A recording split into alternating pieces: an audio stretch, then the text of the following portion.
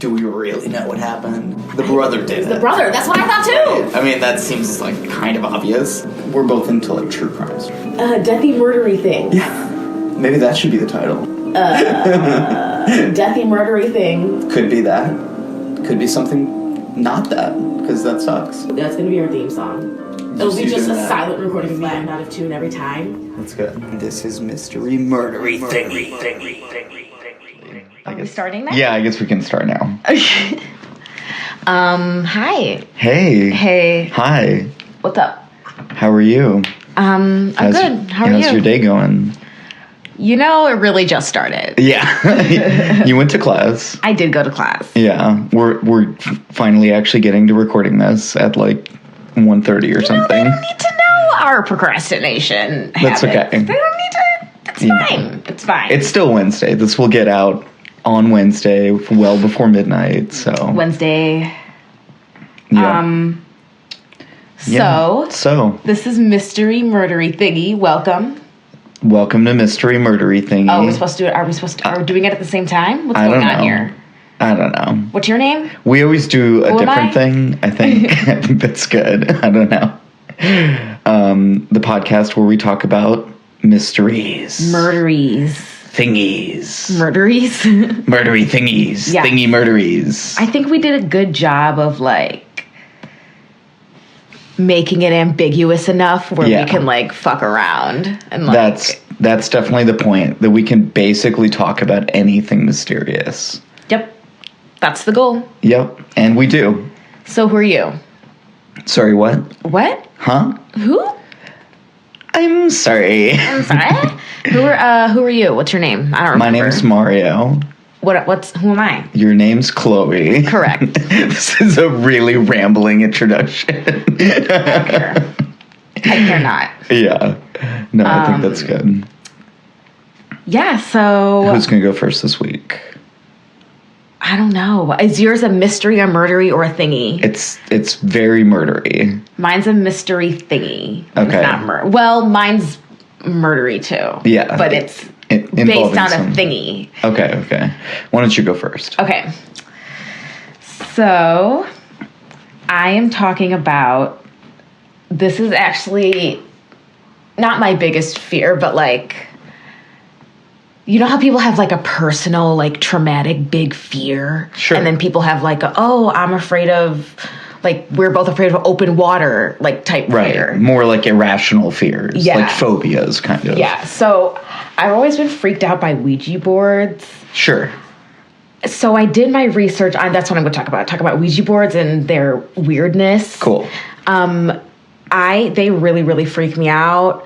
I've never touched one. I've seen one. I don't like them. Have you ever been in the room when someone else is using one? No, I refuse to use one.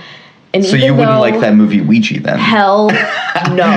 That came out not too long ago, right? Yeah. Did you like see the commercials for it? Yeah, you were and I would freak out. No, I can't. No, I think they're really scary. Yeah. And even though I didn't know this about you before. Actually, I don't think, maybe you had told me. I don't know. they're really scary. And so even though there's science on it and it's kind of debunked, there's still something about them that I really truly believe, Sure. even if it is this scientific thing. If there is some other world, it's a door. It's definitely a door. Right. Through our like stupidity. Right. So this is kind of you facing that fear and like Yeah. digging into it to sort of demystify it for you, or maybe not, but at least look into it. I looked into it and turned it into more of a true crime adventure. Cool. Yeah, true crime adventures. Great. Mario and Chloe, true crime adventures. That'd be a whole other thing. Okay, so Ouija boards. So Ouija I also wanted board. to, I think these next couple episodes do like a little bit of like a mini series based on ghosts. Cool. And by the end of it, I think you and I should have a definitive answer on if ghosts are real or not. Let's look into it. Sure. I think, Do some half-assed internet research. Yeah. Find out. yeah, Okay. I think they're real. Cool. I've always believed in ghosts. So you want to do like a 3-parter on it? Sure, we'll figure it out. Yes. We're developing these plans on the fly. On the fly. Bow, bow, bow, bow. should add that in there. What? Do you know what? Never mind. You're doing it right now. Yeah, that's... no, it's like a sound effect that you can add, but not me saying. I thought it sounded good. Okay, we're talking about Ouija boards. Okay. So they are also called talking boards or spirit boards. So basically, if you don't know, I don't know who doesn't know what a Ouija board looks like, but if you don't, it's basically a slab of, it's usually like wood or cardboard, but it's usually like wood. And it's about a size, I say the size, maybe like 13 by 11 inches, usually about the size of a game board. They can be a little smaller than that. And it has the alphabet in the middle. And it depends on which board you're using, but on the top it says yes, no, and on the bottom it says hello, goodbye. And then it comes with a little thing called a planchette. And the planchette is what you put your fingers on, and it like moves. So what you're supposed to do is everybody puts like a finger on the planchette. It's a little clear like glass thing. And you're supposed to ask it a question. Well, first you have to open it by saying hello. And then you ask a question, and then it's supposed to move by itself to the letters and spell out things. And right. Yeah. So historian Robert Murch looked into the history of the Ouija board beginning in 1992. It was just interesting because he's a historian who looked into it, and it previously wasn't really something that people knew a lot about. People really didn't know where they came from. So I looked at like talking boards and spirit boards are like something that's have been in use since like the late 19th century, and the Ouija board, which is like the same thing but like commercialized, was established in 1890. So after World War I, the idea of spirits and the dead became more popular. Sure. Because everyone knew someone who died in the war, and, they wanted a way to communicate. Right. Spiritualism in general became like a huge thing. And within a high society, too. Like, of course. Ladies who had, like, shit tons of money who would pay for these fancy seances. There was even a president, I think it might have been, like, Harding's wife or Grover Cleveland's wife or someone who was like super into it and did seances in the White House.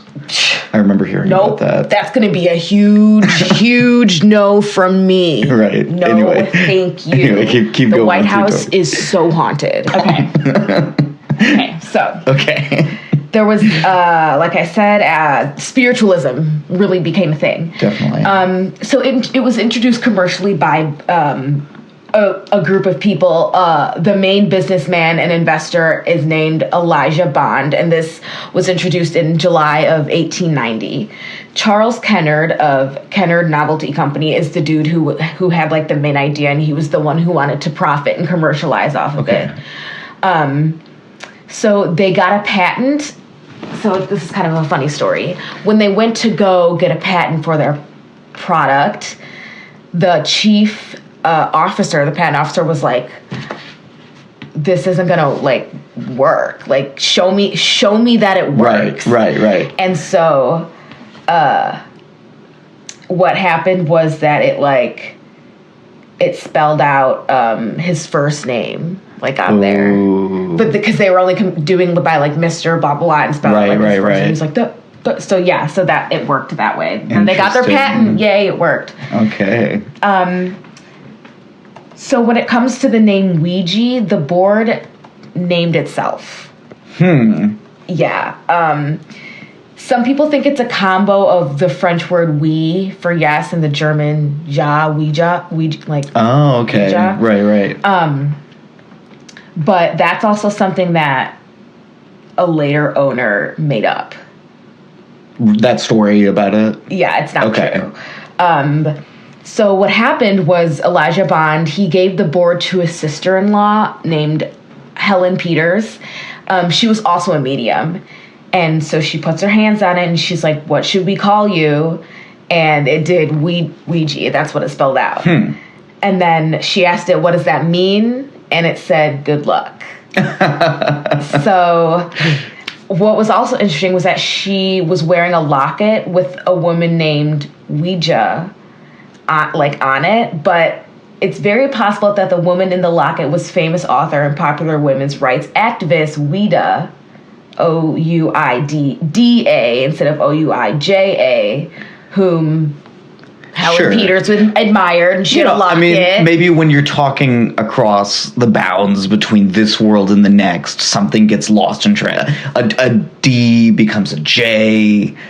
It's possible. Who knows, man? I mean, within the realm of what we're talking about, it makes perfect sense to me.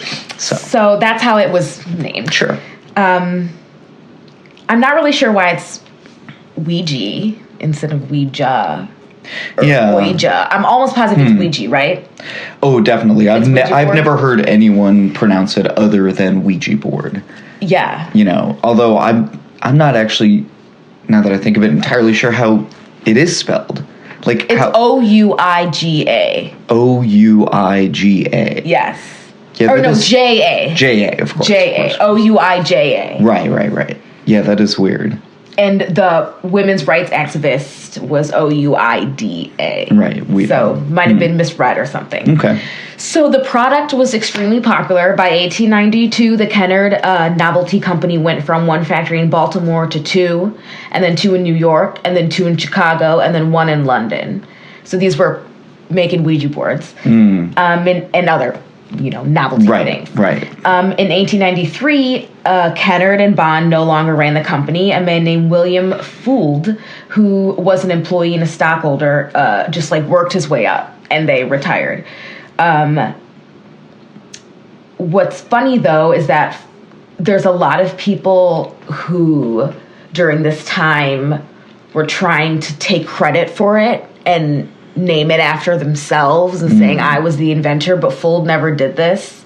He never claimed to be the inventor, though his obituary in the New York Times declared him to be. And also, he died in 1927. Okay, so he died in 1927 after a freak accident.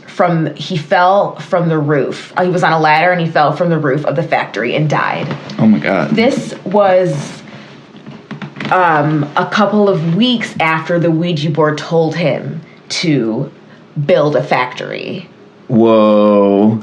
Yeah. Killed by the Ouija board. This, whatever spirit or whatever that seems to occupy the Ouija board, it seems very impish. Like a trickster. Yes. Right? Yeah. That's what it seems like. Freaks me out. Yeah. So, like I said, there was lots of arguing over who wanted to take the name. But on the other hand, Helen Peters, she was like, I don't want to be a part of this. She was the medium who... Sure. She's like, I don't want anything to do with this. Because she says it caused serious damage to her family. So when some Civil War family heirlooms went missing from their home, she asked the Ouija board who took them. According to her grandson, the board indicated a member of the family. So half the family believed it, half the other family thought it was bullshit. And so did Helen. Helen was like, this is bullshit. She was the one actually doing it, and she didn't even think that it was real. Yeah, so the conflict was never really solved, and it tore the family apart. After the fight... Again, just making shit, being a fucking troll. I know. After the fight, she sold all of her stock in the company, and... quote, until her dying day, she's telling everyone, don't play the Ouija board because it lies. Murch. That's what Robert Murch, the historian, said. Interesting. About her. Because it lies. Ooh. Right. Ooh, don't listen to the Ouija board. Don't fucking listen to the fucking Ouija board. No, stay away. Always say goodbye. Always close that door. Because if you leave it open, you are screwed. Sure. Who knows what's coming through that door? Right. Anyway. So, the reason it was so popular, again, was because people needed something to believe in. It was a time when people were more vulnerable. And by 1967, Ouija boards outsold Monopoly. Really? Yeah. That's interesting that it kept growing over those 40 years or so. The Ouija board's popularity tends to have ebbs and fluctuates. flows. Yeah. Yeah. So I'm going to talk about some murders. Okay. That have to do with Ouija board. Sure. I found like 4 or 5 really, really good ones, but I picked 2. There was a third one that I really, really wanted to do, but I think it would take too much time. Okay. So this is the murder of Clotilde. Almost positive that's how you say her name. So, fall of 1929 on the Cattaraugus Reservation near Buffalo, New York, Indian Reservation. 66-year-old traditional tribal healer Nancy Brown and 36-year-old school teacher Lila Jimerson sit down, have a seance with their Ouija board. So what they wanted to know what happened to Nancy Bowen. She's a 66-year-old. They wanted to know what happened to her husband, who died under like strange circumstances.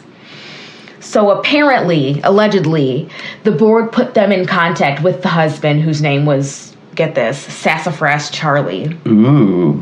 Who claimed I want to hang out with that guy. I know. He claimed that he had been murdered by a woman named Clotilde, who Lila Jamerson was familiar with.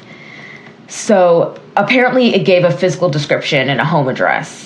So after this, I know, right? After this seance, Nancy Bowen got mysterious letters from someone named, quote, Mrs. Dooley, who claimed to know what actually happened to Charlie.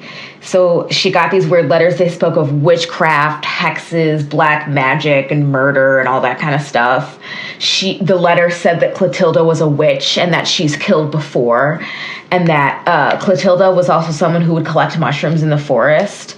But this was something that was common in Europe at the time, but to Native Americans, it was weird to them. They thought it was like, they're like, what are you doing? They didn't understand it. It was strange. Like, what could she possibly be doing with those type thing? So after she's got these, the Ouija board tells her about Clotilde. These weird letters tell her about Clotilde. This crazy bitch takes action. She gets a hammer, gets some chloroform, smashes her head in with a hammer. Smashes Clotilde's head in with a hammer, and shoves a chloroform-soaked rag down her throat. Oh my God. So the Ouija board drove her to kill. Yes. Wow. The body was found by Clotilde's 12-year-old son. Oh, Jesus. Witnesses saw 2 Native American women standing around. One of them was older and one of them was younger, just like Lisa and not Clotilde, Nancy. Lila, I feel like I say it different every time. I don't know. Lila, I'm going to pick Lila. Lila Jimerson's connection to Clotilde was the fact that she was having an affair with her husband. Oh. Named Henry Marchand. There's a lot of ins and outs and connections in this it's pretty crazy. So the media angled this whole story around magic, around witchcraft. Sure. They called Nancy the Hex Woman. These were 2 Native American women, so it was laced with ethnic slurs and racism. It was not good for the Iroquois people. Sure. Cops performed illegal raids and searches of the reservation. They went through people's personal property. Collective punishment. Looking for clues. Yep. Crazy shit. I'll talk about that a little bit in mine too, actually. It's crazy how it comes up. Yeah. Yeah. It's pretty much a universal thing of security forces going to excess at times. Oh, God. Yeah. So during the trial, Nancy Bowen claimed that she had been compelled by supernatural forces, and she tried to use black magic before to kill Clotilde, but when that didn't work, she took it upon herself. Marchand came clean about his affair, and he admitted that he had several relations with multiple Native women. Jesus. Yes. As for Lila Jimerson's, her lawyer tried to present her involvement with the crime as like she was a victim, and this was all like a crime of passion. It was declared a mistrial after Lila collapsed in the courtroom because she had been suffering from a respiratory condition related to tuberculosis. In the second trial, which was a year later, Jimerson was acquitted, and Bowen was found guilty of manslaughter, and Marchant wasn't accused of any crimes because he was just kind of... Right. Yeah. Being a hound dog's not technically a crime, you know? So that's the first one. That's the first story. Interesting. The second story takes place much later. The most recent one I found was 2001, but this one is from 1995. Takes place in South London, England. David McCallum, 19, and Pierre Antoine, 16, are just two kids who are they're friends.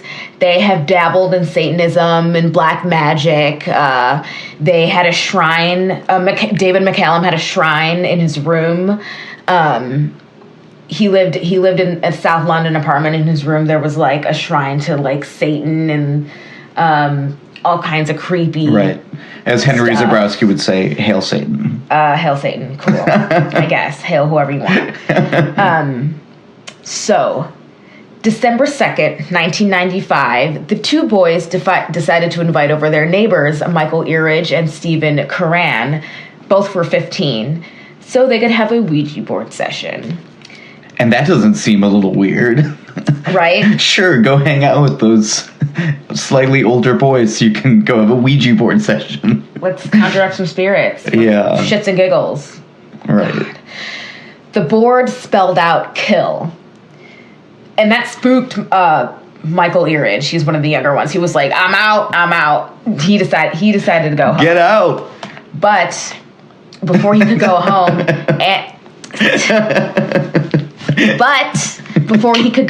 Sorry. Antoine then allegedly forcefully stopped him from going. Oh, God. And after an altercation, struck him in the head. That was when McCallum suddenly produced an 11-inch long hunting knife and proceeded to viciously stab Eridge 11 times in the head, neck, and chest. What? Curran, the other boy, was then forced to put his fingerprints on the knife, and he was released on the condition that he not tell anyone, or he's going to be blamed for the murder because now his fingerprints are on it. Yeah. This one is much more messed up. That went south really quickly. And nothing to do with the Ouija board, really. Right. Like, that was like some bullshit excuse. I was going to say. So obviously. Seems like that was probably the plan. The first one was more beginning. mysterious. This one's so premeditated. It's crazy. Oh, yeah. The body was wrapped in bedding and then stashed between the 7th and 8th floors of the apartment building. Wow. Eventually, Stephen Curran, of course, told McCallum's father about what happened. McCallum ended up confessing to the killings. He blamed the Ouija board, and he said that demons forced him to do it. He was in court. He was evaluated by a psychiatrist. This psychiatrist testified that McCallum was suffering from severe schizophrenia and could not be responsible for his actions. He escaped prison and instead got life in Broadmoor Mental Hospital. So, the last thing I'm going to talk about is the scientific aspect of the Ouija board and the thing that kind of debunks it. Sure. But I still believe. Okay. I still believe. Okay. So, it's called the ideomotor effect. Unconscious, involuntary physical movement. That's what it is. It's moving when you're not trying to move. An example is the hypnic jerk, which when you suddenly jerk awake from sleep. Right. Except it's that's more abrupt, and this happens when you're awake. Your brain is signaling your body to move without your conscious awareness. Right. Because it happens when you're awake, the movements are smaller. So there have been studies on this on the ideomotor effect with Ouija boards. And so one of the things was they blindfolded participants and told them to do it and ask the questions. And they basically usually spelled out something incoherent. and not legible. Because they couldn't see what they were doing. Exactly. Essentially. Yeah. So the effect is maximized if you believe you have no control over your movement. So the more you believe it, the more it's Which is interesting because it's sort of signaling to your subconscious that your conscious doesn't want to be aware of the motions. So maybe that in some way like encourages the subconscious to increase them or something. The less control you think you have, the more control your subconscious has. Right. That's very interesting. So this actually, in conclusion, which this is a really good point, it makes the Ouija board a really good tool for tapping into your own subconscious. Oh, yeah. Right? That's true. Yeah, definitely. It's sort of a form of like automatic writing. You can definitely do some studying into yourself. Right. But that's all I have on the magic of the Ouija board. Well, that was really interesting. I have read some like legit scary ass stories that I want to stay away from. I can honestly say that almost everything that you talked about, I did not know before about the Ouija board. Okay, all right. So I think that's pretty. I learned a lot about it too. Yeah. Yeah. So I got my sources from Smithsonian Magazine, article by Linda Rodriguez, Mick Ribbon, MysteriousUniverse.org, article by Brent Swanser, and a Vox article by Aja Romano. Cool. Key. That's key. Screw you guys, I'm going gym. That was pretty good. Was it? Yeah. Oh, you meant you. No, or you meant my impression of Carmen? Both. They were both pretty good. I don't know. I'll work on it. I'm gonna get some more water. Let's take a little break. Okay. Okay.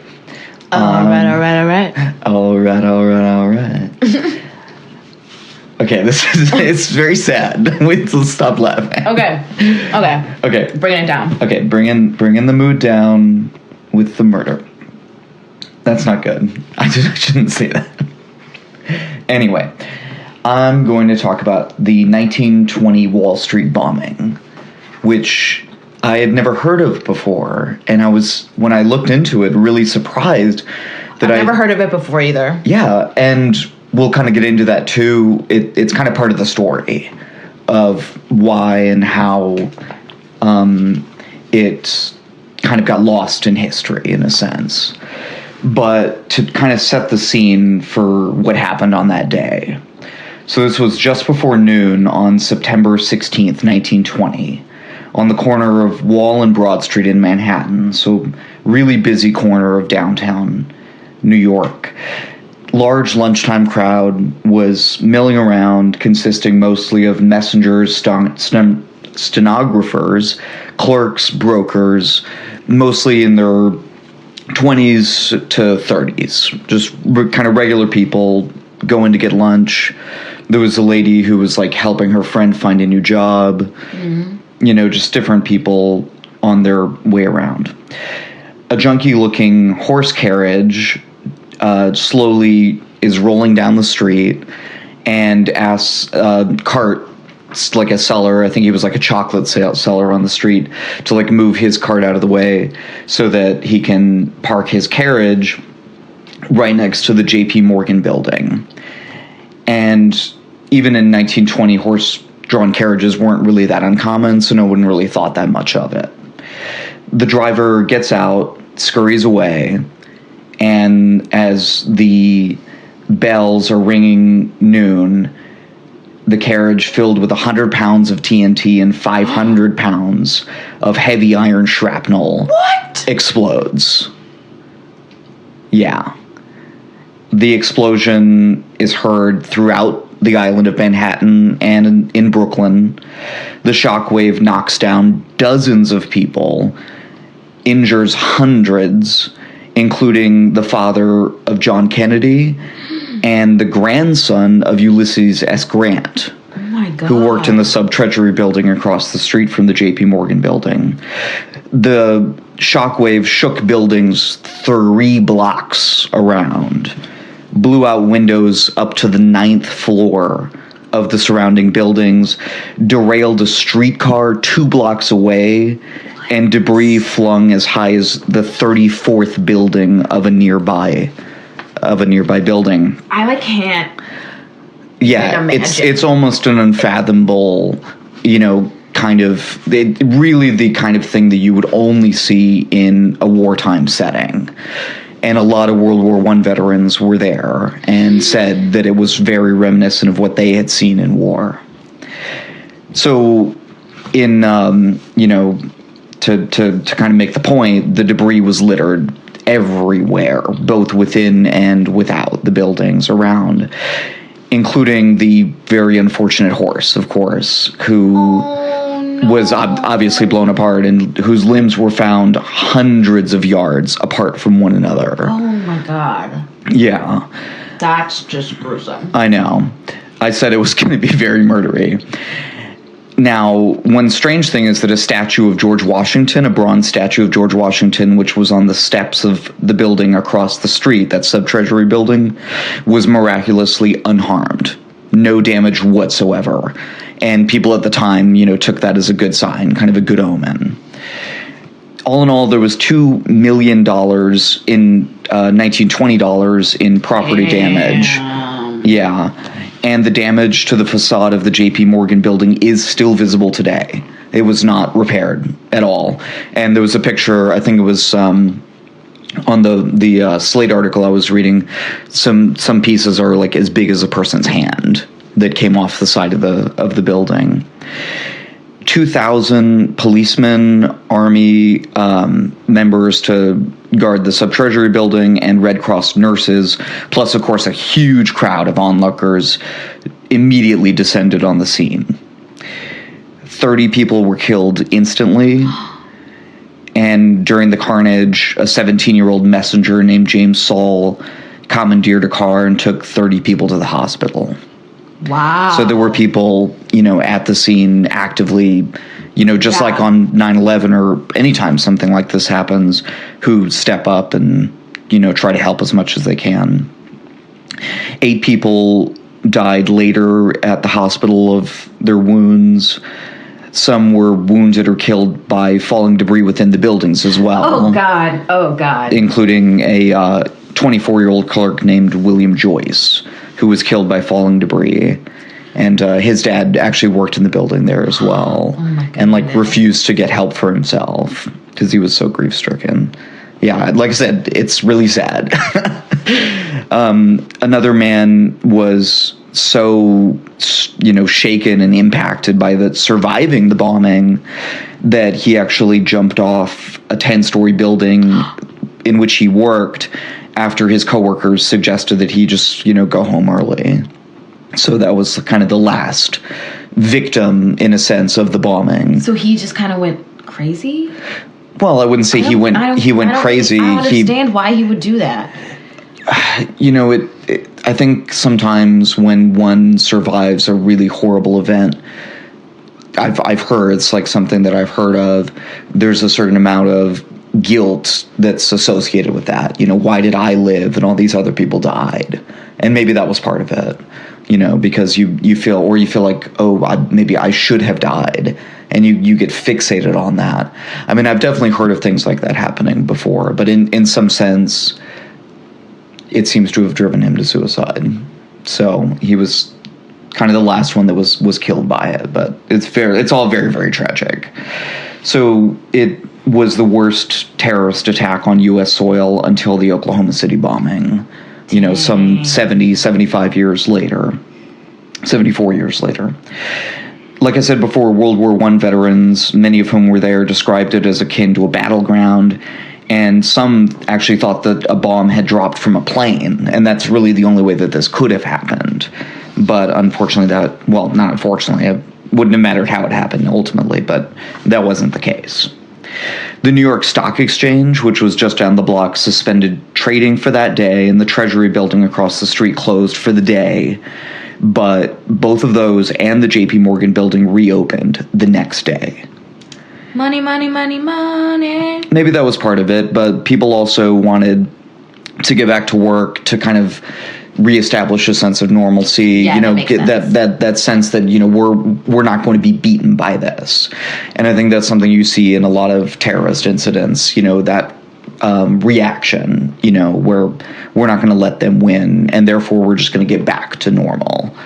Unfortunately, that also made the investigators' jobs more difficult because, everywhere. people everywhere, that day and into that night, sweeping the debris away, and hosing down the streets, clearing out the buildings. So a lot of the evidence was not preserved well. But they were able to find some things out that sort of were some initial leads, but as we'll see, it ultimately probably hurt the investigation.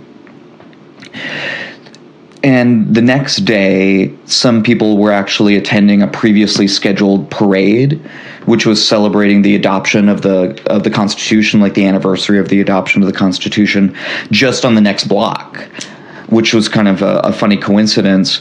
And they and a crowd that was there, because of the terrorist incident, obviously, as well, sung patriotic songs, listened to patriotic speeches on the steps where George Washington was first sworn in. And although the J.P. Morgan building and the capitalist system in general seemed to have been the target, that's the ostensible target, but... Oh, because it was Wall Street. Because, it happened on Wall and Broad Street, right in front of, at the intersection of the financial system, both public and private. Yeah. Where you have a Treasury building, you have the J.P. Morgan Chase building, the J.P. Morgan building, rather. And J.P. Morgan also had been accused of profiteering off of World War I and of kind of getting rich while a lot of other people, were making a lot of sacrifices during World War I. Yeah. And there was this kind of growing divide between the haves and the have-nots that would kind of also be exhibited through the roaring 20s, when some people were doing really well. And then, of course, the stock. Anyway, I'm getting off on a tangent. Blah, blah, blah, blah, blah. But while many assassination attempts were made directly on those wealthy bankers and so forth, including J.P. Morgan himself, J.P. Morgan Jr. himself, this attack, as we said initially, targeted the regular workers. It was done in a crowd of people when directly at lunchtime, literally during the strikes of noon, when he or whomever did this would have known that those people would have been the people out there who would have been targeted. Who would have been those victims. I forgot that our podcast is mystery based, so I was like really hoping to find out who did it. And I'm like, well, the reason you're doing it is because we don't know. Right, that's kind of always the point, right? There's a man who is strongly implicated. We'll get into it. We'll get into all of that stuff toward the end. But the police suspect that anti-capitalist anarchists, or what they initially thought was more communist groups, were behind the attack. Of course they were thinking that. Yeah, because, 1917, the Russian Revolution had just happened. There was a lot of... This was kind of the beginnings of the Red Scare, so to speak. So this terrorist attack was also preceded by a long campaign of bombings, which I, again, had never heard of, which targeted those acting out against those anarchists. 1919, there were bombings all over the United States that were perpetrated by Italian anarchists, basically Italian terrorists. Oh my God. Yeah, and I'd never heard about that. There was also a flyer, or kind of a stack of flyers, that was found in a nearby mailbox after the Wall Street bombing, which read, quote, "Remember, we will not tolerate any longer. Free the political prisoners, or it will be sure death for all of you. American anarchist fighters," close quote. So, and that sign-off, American anarchist fighters, is also something they had seen before. So it seems to have been kind of a calling card for these Italian anarchist terrorists. And the political prisoners that they were talking about may have been referring also in part to the alleged Italian terrorists Sacco and Vanzetti, which were like a huge international story at the time. So were they like in jail? They were in jail for these kinds of crimes. So they were maybe calling for their freedom or something? Right, and Sacco and Vanzetti may have been innocent. Like all of the kind of investigations and things into theirs, that's actually would be another good one to do. Like, were Sacco and Vanzetti guilty or innocent? It's not entirely clear. It's never really been entirely clear. But anyway, the police home in on one of these Italian anarchist groups called the Gallianists, led by a radical named Luigi Galliani, who was an Italian... Gallianists. Gallianists, or I'm not entirely sure how to say that, but yeah, Galliani. They were led by Luigi Galliani. And Galliani was deported in 1919, but this Wall Street bombing very much matched his modus operandi. This was the kind of thing that he would have done, because he had done it in other places in the United States. However, the police were not able to follow really any trail, and the flyers were the only hard evidence they really ever found for the Gallianist Italian anarchist theory, just because there was such a dearth of evidence. They never really found much of anything other than being able to reconstruct what the bomb was made out of, and that the horse had been newly shoed, but they talked to like every horseshoer in like New York, and no one knew anything. So the investigation just, basically went on for 20 years. They did keep it open for a long time. Wow. The FBI and the Secret Service interrogated thousands of people, mostly communists, radicals, anarchists, and those, suspected of being in those groups. But the investigation was officially closed in 1944, and no charges were ever filed. Wow. Yeah, so there was no justice. That's so crazy. For any of these people, yeah. So one kind of aside and lead that really went nowhere, but seemed to have been something when it first came up, was a tennis champion named, I found Edward or Edwin. I guess is Edwin like a nickname for Edward? I don't think so. Okay, I don't know. I thought they were two separate names. That's what I thought.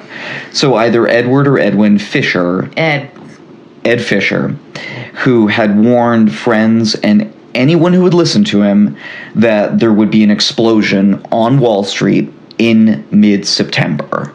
And let's remember, this happened September 16th. Oh my God. So when the police heard about that, from tips and his people that he had told this, they were like, hey, look at this guy. He was telling me this would happen. They look into it, and unfortunately, Mr. Fisher just seems to have been mentally unstable. He had made these kinds of assertions. But he knew. But he had made these kinds of assertions many times in the past, and they had not come to pass. And he also had a history of mental illness. And when he was asked about it, he said that he made these predictions because they came to him through God and the air. So, yeah, he was eventually cleared and recommitted to Amityville Asylum. He was also in Canada when this happened, so he had a pretty good alibi as well.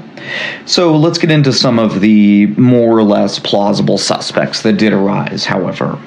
There was an Italian national named Pietro Angelo, who was a radical, but he did have an alibi for the bombing. He was still deported, however. And like I said, initially they were looking really closely at the Soviets, like the Soviet government directly, or the Communist Party USA. But those were really fully explored and were dismissed by the end of by 1944. They said that was not the case, that they weren't behind it. The most plausible suspect was a man named Mario Buda, no relation, who was an Italian... It's the second time that's happened. I know, I'm going to keep doing it. Who was an Italian anarchist, and he was a terrorist, a kind of a known bomber, who would have been... How is he, around? I know, right? Bomber, Yeah, and he was known to have made bombs of this particular kind as well. He was a Gallianist, and he was an associate as well of Sacco and Vanzetti, so he would have had that connection too. He was also later arrested for robbery and murder, so he is a convicted murderer. The purported motive would have been the revenge for the arrest of Sacco and Vanzetti and other Gallianists at the time. Buda was also implicated by his nephew, Frank Maffei, many, many years later, and also Charles Pogge, another Galleonist, as the maker of the bomb, and also the driver, who was never found. They never found the driver? They never found the driver. People gave descriptions of him, but they never found out who the driver was. But it may have been Buddha himself. And I just want to read also, I found this on one of the Wikipedia pages, a quote from a book by the historian Paul Averich called Anarchist Voices Interview of Charles Pogge. And this is kind of where that claim is coming from. So this is Pogge talking, quote, Buddha was a real militant, capable of anything. In 1933, I drove to New York with Buddha's nephew, Frank Maffei. Frank said, let's drive downtown and see my uncle's bomb. What? And he took me to Wall Street, where the big explosion took place in September 1920, just before Buddha sailed for Italy. You could still see the holes in the Morgan building across the street. Close quote.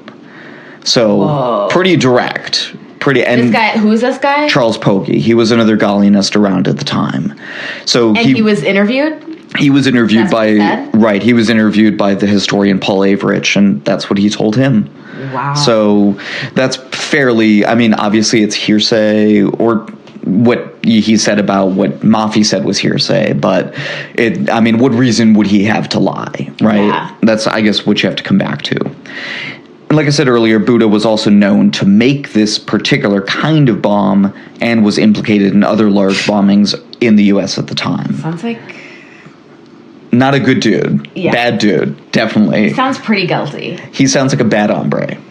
Strangely, Buddha, who was in New York City at the time of the bombing, was never questioned by police and left for Italy shortly after the bombing happened. So, yeah, not great. Not a frustrating. Yeah, I know. Isn't that they would have done anyway? They would have deported him. I'm assuming, because there wouldn't really have been, hard physical evidence to tie him to it, but I don't know.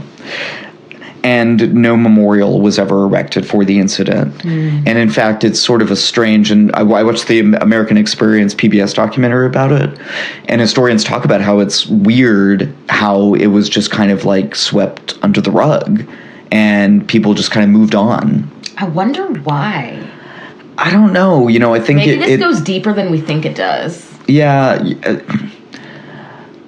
I'm not totally sure, but this incident does, I think, though, have some interesting kind of, like you're saying, we can go deeper, right? I think we can see this in a larger context now that we kind of know about it. I mean, it's such a major, it's like one of the major terrorist incidents ever in the United States.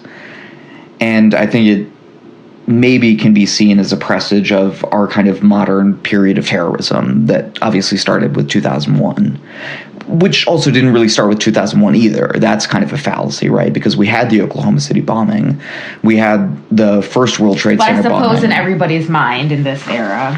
Yeah, exactly. But it also kind of presages the buildup of the modern, surveillance state.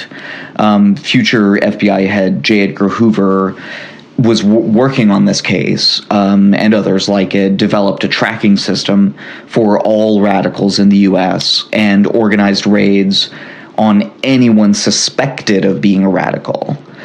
So, yeah, this crackdown. was... Yeah, big crackdown. Really, as one of the historians in the American Experience documentary said, pretty much unprecedented in terms of its reach all across the United States, monitoring however many thousands and thousands of people. And this kind of figures in that whole debate of, are these kinds of incidents, should they be treated simply as a legal matter where you go after the perpetrators, you hold them to justice, you put them in jail, mete out their punishment, right? Or should it be seen as a wider national security threat where a sort of more robust response from the federal government is warranted? That is a good question. Right, and not really an answerable question, but it's this constant debate, and it really goes, and they were talking about this in those kinds of terms even back then in the 1920s as well. And many American citizens not connected to terrorism, it should be noted, were swept up in this kind of stuff. and especially in an incident that's known as the Palmer Raids, which swept up a lot of people who were not connected to anything, but were just Italian, or whatever, that we didn't want them here because they're foreigners, which is not good, by the way. I don't know if maybe that's not clear. I don't know. Like, I don't know. Because we're doing that same kind of stuff now, is why I'm saying that. Yeah. And sometimes these people were held in really bad conditions and then simply deported. So, this kind of starts that whole Red Scare idea that culminates in McCarthyism, et cetera, et cetera, et cetera. I mean, we could get into a whole diatribe about American history, but I think I'm pretty much done. I think I've probably rambled on enough. That was good. It's really interesting one, right? Bizarre, and I'm like, I can't believe that I've never heard of it. Right? That it's not something that we study or look at. Yeah. In like history class. I mean, I took AP US history. I don't remember. Maybe we learned about this, but I don't remember it. I feel like you'd remember. Right? Because it's, almost, 40 people killed in a bombing on Wall Street. I mean, Jesus, how much more, like, sensational could that be? Imagine that happening right now. It would be huge. It would be the biggest story for a year or more. Yeah, but I don't know. Maybe it says something about those people at that time, I guess, which is hard to know without a lot of context. But I don't know. 100 years ago, we still had terrorism. We still had a lot of the bad things that are still around today. I don't know. Segue? Anyway, what's up? Segue. Oh, we're doing weird shit in the news, right? Or are we? Oh, I had something. Okay. I don't have anything. Okay, we were going to talk about the Austin City bombings, but hopefully it's over now. The guy blew himself up, Mark Condit. If you hadn't heard, I'm sure people have. Hopefully it's over now and nothing like that'll ever happen again, because my God, that was terrible. Too much. Way too much. But I found this, and I'll do my sources too right now. I found this incident because of a story I read that had to do with the Austin City bombings, noting that a century before the Austin City bombings, there were these kinds of serial bombers, and the investigations were very difficult. But I guess nowadays it's easier to track people. That's the difference. Oh, for sure. So we actually find the people who did it. So my source is Wikipedia. Woo-woo! Yeah, woo-woo for Wikipedia. Always. Yes. The Wall Street bombing page and also the Sacco and Vanzetti page. Evan Andrews at history.com, Maria Kiriakova at Britannica.com, Ella Morton at Slate, Gilbert King at Smithsonian, Teresa Vargas at The Washington Post, which was that article that I was talking about, and then The Bombing of Wall Street, PBS American Experience documentary. Ooh, you did a lot more poking around than I did. I found one like really good article. Sometimes that's how it happens. Like a couple like really good ones. This one kind of I needed to look more. Oh, and shoot, I don't think I included it here. There was also a good like academic paper that I read about this incident. I'll mention the name of the author next time because I don't remember it. But it was out of Sam Houston State University, I think. So anyway, lots of different sources. Weird shit in the news. Yeah. You're supposed to say it with me. Sorry. Let's do it again. What's my weird shit in the news? You almost messed it up again. No. Go for it. Go. I'll get better. I'll do better. Anyway, better. I don't have it up right now, but I just saw it a little while ago. It was an incident that happened like a few months ago, I think. Mm-hmm. There was this airline pilot who was flying over Arizona, and he saw this weird object kind of going past him in the opposite direction, about 2,000 to 3,000 feet above him. Oh boy! And he was like, "What the hell is that?" Oh boy! He calls in, to the air traffic control center, says, "Hey, like, is there somebody going over me at 2,000 to 3,000 feet like 15 minutes ago?" And they're like, "No. what are you talking about? And they tell this other pilot who's like, they think if it's on the same trajectory, it's going to be going past him in the next 5 minutes or so. They're like, the air traffic controller calls that pilot and is like, hey, can you just be like on the lookout for something going above you at about 2,000, 3,000 feet above you, like in the next 5 minutes? And the guy's like, okay. Not the normal thing that you get a call about, I guess, when you're flying a plane. Anyway, he sees it go past him. What? Just when they thought it was going to. Nothing shows up on radar. They keep track of weather balloons and all that kinds of stuff. It's not that. They don't know what it is. No one knows. Weird. Weird, right?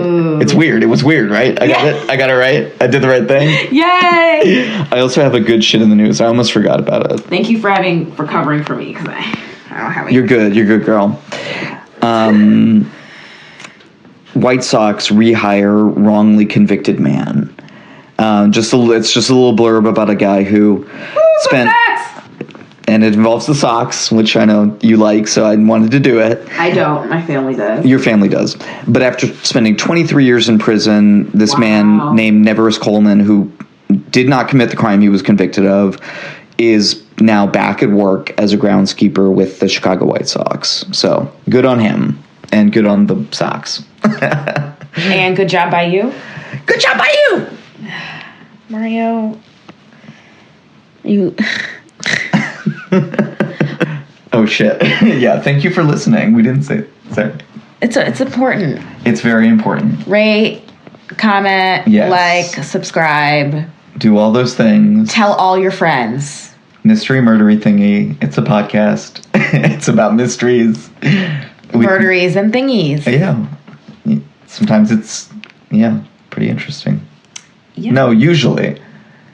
It's always. It's always. That's how what you got to do. You got to hype yourself up like that. Yeah. That's right. That's right. We're like the best podcast that people who. We're like the hipster podcast. Like lo-fi is our thing. That's right. We were going to own that. We are going to own it. We're in a basement on an iPhone. But you know what? That's mysterious. That's right. From an undisclosed location deep in the heart of America. It's time to cut this off. Coming to you live. Not live. Recorded live. Not recorded live. I edit If you stay tuned within the next couple of weeks. How much of this should I keep? I don't care. We're still less than an hour. What were you going to say?